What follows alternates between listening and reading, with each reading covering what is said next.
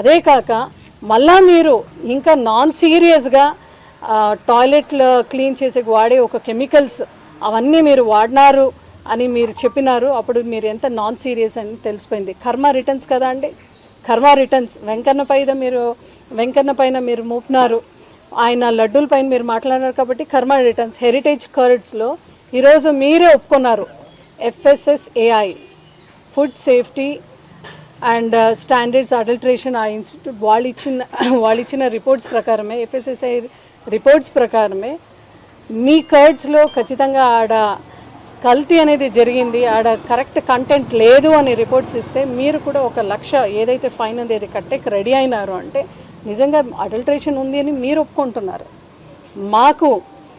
మా హయాంలో ఎటువంటి అడల్ట్రేషన్ జరగలేదు, కల్తీ జరగలేదని CBI క్లీన్ చిట్ ఇచ్చినారు. ఇది కాక మీరు శ్రీశైల స్వామి మల్లన్న గురించి కూడా మీరు ఆరోపిస్తూ అక్కడ కూడా లడ్డూల కల్తీ జరిగింది అని మీరు చెప్పినారు. కర్మ రిటర్న్స్ కదా అండి.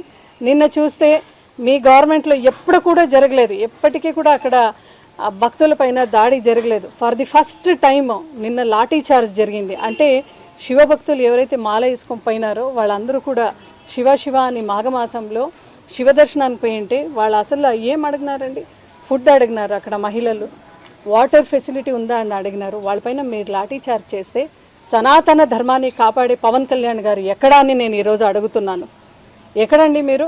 ఎందుకంటే ఈ కూటమిలో భాగస్వాములైన బీజేపీ వాళ్ళు నిజంగా కల్తీ అనేది లడ్డూలో ఉంటే రాష్ట్ర స్వయం సేవక సంఘ RSS వాళ్ళు, విశ్వ హిందూ పరిషత్, బీజేపీ, అదేవిధంగా VHP వాళ్ళందరూ కూడా కలిసి ఆ రోజే ధర్నాకు దిగేవాళ్ళు కదా.